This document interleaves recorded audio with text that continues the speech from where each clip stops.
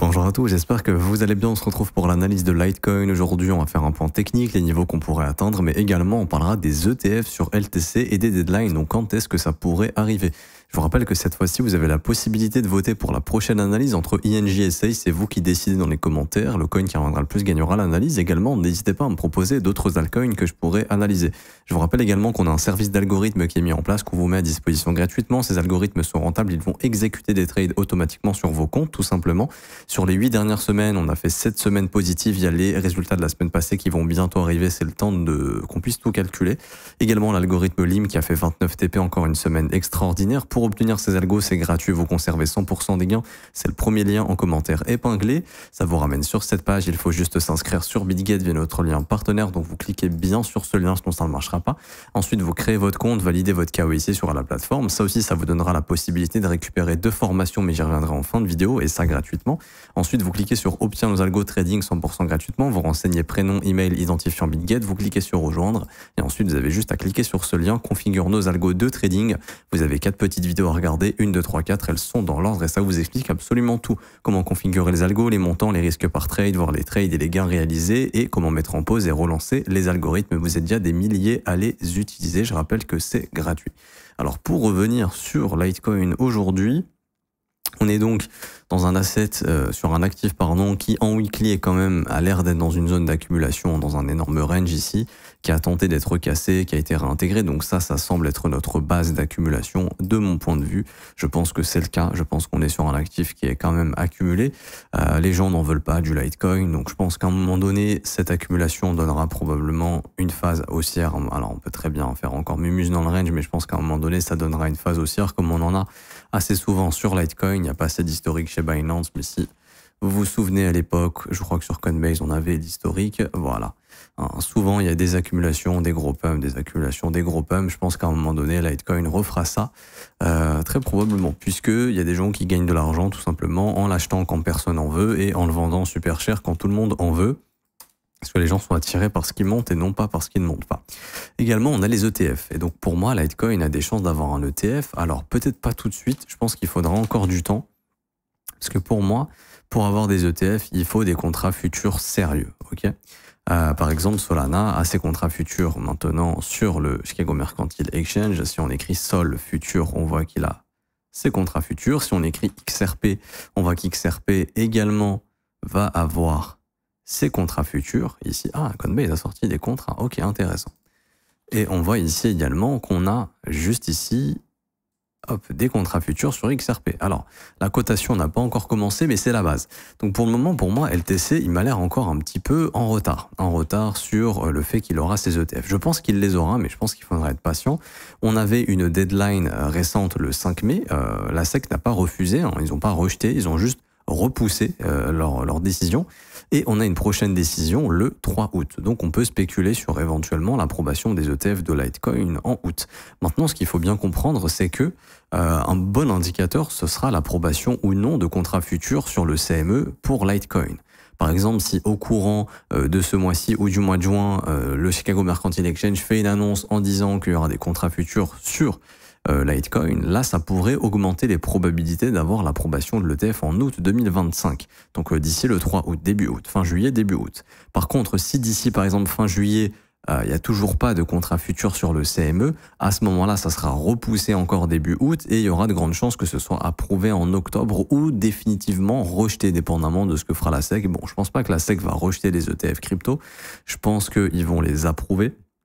Mais je pense qu'il y a encore pas mal de petits trucs à régler et que ça prendra du temps. Maintenant, les ETF, c'est bien, c'est positif à long terme, surtout que récemment, les banques aux États-Unis ont eu l'autorisation de faire de l'achat et de détenir des crypto-monnaies pour leurs clients.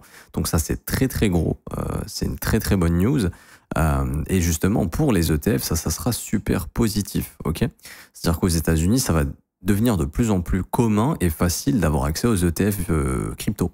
Par exemple, depuis votre banque, vous pourriez acheter des actions, mais aussi des ETF crypto. Et donc, tout ce qui va être ETF, Litecoin, Bitcoin, Solana, Ethereum, etc., je pense personnellement que quand l'intérêt reviendra sur le marché crypto, qu'on commencera une nouvelle phase de QE, qui aura de l'impression monétaire, je pense qu'il y aura énormément d'argent qui rentrera dans ces ETF-là. Donc, à long terme, ce sera positif. Maintenant, qu'est-ce qui pourrait se passer sur Litecoin? Alors, si par exemple, la deadline, enfin, la date du 3 août n'est pas approuvée, il y aura probablement à un moment donné le fameux buy de rumor, sell de news. Donc il y aura un rallye en amont de l'approbation des ETF, très probablement. Le marché va pricer tout ça, ok. À voir si ça sera en août, en octobre. Pour l'instant, on met ça de côté, mais on sait qu'à long terme, bon, ça peut faire sens pour quelques investisseurs de mettre leur argent sur le Litecoin, des investisseurs institutionnels qui peuvent se dire, bon, c'est un Bitcoin plus petit, moins capitalisé, entre guillemets, et c'est un truc qui aura un ETF, donc éventuellement, à un moment donné, il y aura de l'argent qui rentrera dedans, donc on essaiera de se positionner en premier, par exemple. C'est ce que ces mecs pourraient se dire. Maintenant, au niveau du prix, bon, on voit clairement qu'on est dans une phase, à mon avis, d'accumulation, à ne pas exclure des frayeurs sur les bas, parce que, encore une fois, on commence à diverger avec le Bitcoin, c'est-à-dire qu'il n'y a pas vraiment encore de divergence, mais on voit que pour le moment, il y a beaucoup d'altcoins qui sont loin d'aller revisiter leur sommet de décembre, voire janvier. C'est le cas de Litecoin. Bitcoin est déjà revenu sur ses résistances ici. C'est pas le cas de Litecoin pour le moment, qui est encore bien bas. Donc il faudrait vraiment que Bitcoin pète son ATH pour que Litecoin lui aussi vienne faire de nouveaux sommets. Également, je vais vous donner des niveaux importants que vous allez devoir observer. Évitez, et surtout évitez de vous retrouver à acheter ces niveaux, les zones à acheter, je vais aussi vous les indiquer, en tout cas les zones qui sont plus intéressantes à l'achat et celles qu'il faut éviter. Alors, il faut éviter d'acheter au-dessus de ces sommets, ok? Si vous vous positionnez, vous allez essayer de vous positionner le plus tôt possible, parce que là, ici, on a les sommets de 2024, on a le sommet de 2024.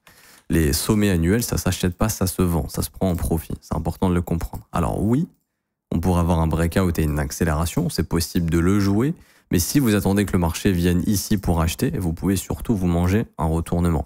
Donc ça, c'est important de le comprendre. Donc on essaye de se positionner avant. Le marché a déjà donné des opportunités pour se positionner avant. Par exemple, la chasse du plus bas du mois de novembre a formé notre bottom ici. Il y a toujours une prise de stop avant d'initier un mouvement. Cette prise de stop a eu lieu. Si je passe en daily, hop, on peut voir que le marché derrière forme ce qu'on appelle un breaker block, juste là, et que ce breaker block a marqué le retournement. Là, je vous le marque, breaker block, hop, attendez, je vous dégage ça, voilà. On forme le breaker, on vient retester, prise de stop, juste là, encore une fois, tous les mouvements sont initiés par des prises de stop, c'est la base, prise de stop loss, continuation haussière. Au sein du breaker, Dogecoin a fait exactement la même chose il y a plusieurs jours, il y avait quasiment le même setup sur toutes les crypto-monnaies. Du coup, le biais ici, il est bullish. Maintenant, une zone qu'on va observer avec attention, on est en plein dedans, c'est le fair value gap hebdomadaire. C'est pour ça que le prix est en train de consolider, puisque ça, potentiellement, ça peut être une zone de retournement. Alors, pour le moment, il n'y a rien, il suffit de passer en daily, de voir que c'est simplement de la consolidation dans cette zone, ok, RS. Si on arrive à s'affranchir de ce fair value gap weekly, la prochaine zone, ça va être ensuite les 113 $. Avec ce fair value gap en daily à bosser entre 113 et 117. L'idée, à mon avis, est quand même de venir bouffer tous ces sommets à un moment donné. Je pense que ici, voilà, il y a plein mal de stops et le sommet de 2024 peut être un objectif pour le prix. Maintenant, il faudra quand même faire attention au fair value gap en hebdomadaire. Bon, on a déjà passé ce premier, donc je me fais pas trop de soucis sur le fait que celui-ci éventuellement pourrait sauter aussi. Du coup, en cas de petit retracement, bon, on voit qu'on est déjà venu dans le fair value gap en daily. Faudrait pas exclure parce que le fair value gap, il est toujours ouvert. Le fair value gap bullish, c'est lui. Ok. Faudrait pas exclure une dernière petite prise de stop sous ses plus bas daily. Là, ça serait un très bon point d'entrée pour une continuation haussière. Je vais foutre une alerte d'ailleurs. Ça peut être un petit swing intéressant ici. Pour moi, l'idée, c'est de me dire que tant que le marché répond au fair value gap daily, je m'attends à de la continuation haussière. Sachant qu'ici, on a un nouveau breaker block, c'est ce fair value gap qui déclenche le breaker block pour moi. Donc, ce fair value gap est important pour jouer de la continuation. Et donc pour moi, tant que le billet est bullish, je pense qu'on peut aller entre 113 et 117, voire même au cours du mois de juin, pourquoi pas aller déborder au-dessus des sommets de 2024. Ok. Maintenant, ce que vous devez comprendre, c'est qu'il ne se passera rien sur Litecoin, alors je pense déjà tant que le marché restera dans ce range à long terme ici. Ça, pour moi, c'est important de le prendre en compte. C'est-à-dire que ça a l'air d'être une zone d'accumulation, ok, et que Litecoin va rester dans ce range et que même si on vient au-dessus, il faudra absolument qu'on break, pas qu'on fasse ça parce que sinon on reviendra dans le range. Chasse du sommet de 2024, merci, au revoir. Ça, on voudrait pas du tout voir ça, ok? On veut vraiment que ça accepte au-dessus de ces niveaux. Maintenant, je vous le dis, il y a clairement un truc qui est en train de se passer ici de mon point de vue. Ça, pour moi, c'est clairement de l'accumulation. Je pense que là, ça réaccumule du Litecoin. Alors, les accumulations, bien sûr, des fois, ça peut se terminer par des mouvements comme ça. Ça, ce serait par exemple si Bitcoin est en train de nous faire une déviation, en gros, que le Bitcoin est en train de nous faire ce qu'il nous a fait en 2021, comme ici, c'est-à-dire en gros il nous avait fait une prise de stop et ensuite il s'est fait défoncer comme ça.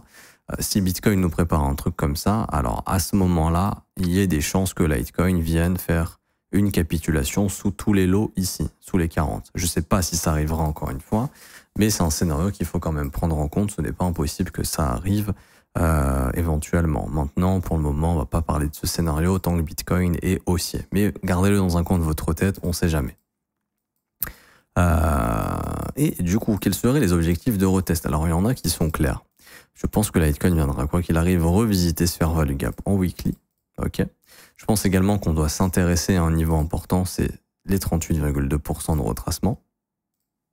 Là, donc qui est parfaitement dans ce fair value gap. Donc pour moi, on y reviendra entre 170 et 183 à mon avis. Et également, pourquoi pas venir chasser ce sommet dans la zone de rechargement de short entre 297 et 335 $. En tout cas, ça, pour moi, ce sera des objectifs de prise de profit pour des gros poissons qui accumulent. Pour moi, ça me fait un peu penser à XRP, en fait. Tout simplement, grosse accumulation et d'un coup, boum, c'est parti super fort. Personne s'y attendait à cet énorme move. Bah là, c'est pareil. Je pense que LTC pourrait, à un moment donné, nous faire un truc similaire. Alors, est-ce que ce sera l'approbation de ces ETF ou autre, je sais pas, mais je pense qu'à un moment donné, il y aura ce genre de mouvement FOMO parce que plus le marché va se contracter, plus il va à un moment donné péter cette contraction et donner via de la volatilité. Là, on voit qu'on est venu chercher la borne basse de la contraction. Bon, la borne haute est vers le sommet de 2024, par exemple. Et je pense qu'à long terme, on commence à rentrer dans une contraction de plus en plus serrée. Ça, à un moment donné, ça va finir par péter et donner vie à une sortie de ce range. Donc, soit vers le haut, soit vers le bas. Idéalement, on préférait que ce soit quand même vers le haut, dans l'idée. Moi, quand je vois le prix comme ça en mensuel, d'ailleurs, là, ça me saute aux yeux. Je pense que vous aussi, je vois prise de stop, gros mouvement impulsif, fair value gap mensuel, retracement dans le fair value gap, maintien du fair value gap mensuel. Je m'attends à un push supplémentaire pour venir bosser ce fair value gap ici entre les 153 et les 180 $. Franchement, le graphique en mensuel, il est super clean. Vous voyez ce que je vois, hein? Prise de stop, il y a toujours une prise de stop avant un mouvement d'ampleur. Prise de liquidité. Ici, push, ok. Retracement, parfaitement dans le fair value gap, maintien du fair value gap au mois d'avril, clôture bien à l'intérieur, on a une belle bougie qui renvoie le prix, ok. Et ici, pour moi, le marché, tant qu'il maintient ce fair value gap en mensuel, donc tant qu'il ne se réinstalle pas sous les 76 $, je pense qu'il viendra visiter le sommet de 2024 et en profitera également pour venir chercher entre les 180 $ et les 154 $, qui seront une bonne zone de prise de profit. Là, on le voit bel et bien, ce gros fair value gap mensuel, je vous le montre, comme ceci. Ensuite, pareil, zone de rechargement de short, etc. Maintenant, si LTC un jour avec ses ETF, il nous fait un gros rallye, bon, à ce moment-là, on pourrait pourquoi pas aller visiter des extensions. Et à ce moment-là, les extensions, ce serait entre les 640 $ et les 780 $. Je dis pas qu'on va chercher ces niveaux, bien évidemment, j'en sais strictement rien. Je dis juste que ce sont des extensions que le marché pourrait éventuellement atteindre un jour, surtout si ça part sur un mouvement complètement fou, avec des ETF ou autres. Bon, on serait pas déconnant d'aller chercher ces niveaux. Mais franchement, oui, le graphique très clean. Hein. Prise de liquidité, hop, fair value gap, on revient dedans. Franchement, c'est assez sympa. Ce qui s'est formé sur Litecoin. Bon, faut juste pas que Bitcoin fasse n'importe quoi au-dessus de son ATH. Ça, bien sûr, ça sera observé. Parce que si on échoue ici et qu'on renvoie à la baisse, si on perd le fair value gap mensuel, le prochain point d'intérêt, c'est les 49. Hein. Donc, faudra absolument que Bitcoin fasse pas n'importe quoi et que Litecoin reste assez fort. Est-ce que Litecoin est un bon investissement pour clôturer cette vidéo? Alors, moi, je dirais que d'un point de vue technique, ok, c'est pas mal. C'est pas mal. Ça a du potentiel via ces ETF. Un jour, ça peut FOMO facilement si c'est accessible n'importe où aux États-Unis. Je me dis que c'est un truc qui pourra se revendre facilement. Les gens pourraient se jeter dedans. Bitcoin, Litecoin, ça se ressemble. Ils se diraient que ça coûte 100 balles, que Bitcoin vaut peut-être 150 000 à ce moment-là, que ça peut monter un jour à 10 000. Et je dis pas que ce sera le cas, hein, mais en gros, c'est ce que les gens pourraient se dire facilement. Ah, ça coûte 150 balles ou 200 balles ou 300 balles. Ah, ça peut monter peut-être à 5 000, 10 000 un jour. Ok, j'achète. Alors qu'on sera peut-être déjà pas très loin des tops. C'est ce que se disaient les gens à l'époque en 2017 et en 2021. Donc je pense que l'histoire pourrait se répéter, surtout que là, ça sera beaucoup plus accessible via les ETF.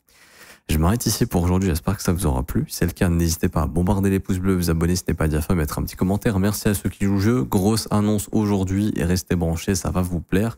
J'en dis pas plus. En attendant, je vous offre 2 formations, dont mon mentorship qui est ma formation la plus complète sur le price action. C'est le premier lien en commentaire épinglé.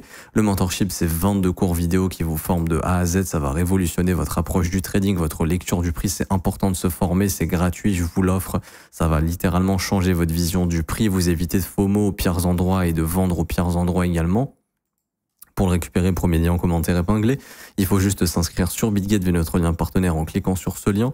Vous renseignez, enfin vous créez votre compte tout simplement, vous validez votre KYC et ensuite vous faites un trade d'une valeur de 100 USDT. Une fois que ça c'est fait, vous cliquez sur ce lien, la meilleure formation de trading crypto. Vous cliquez sur obtenir gratuitement, vous renseignez votre email, votre identifiant BitGet, vous cliquez sur recevoir et dans un délai de 24 heures, le mentorship vous sera envoyé par mail. Également, il y a une deuxième formation qui vous sera envoyée, une formation pour savoir vous servir de BitGet, sécuriser votre compte BitGet, sécuriser vos crypto-monnaies, savoir gérer votre capital, une stratégie d'investissement facile à appliquer et un plan d'action concret sur les altcoins. Tout ça, c'est gratuit. Et pour ceux qui veulent rejoindre mon accompagnement, mon école de trading, mon groupe privé, vous former à mes côtés, avoir accès à la formation de l'école qui est juste ici, qui est la formation la plus complète.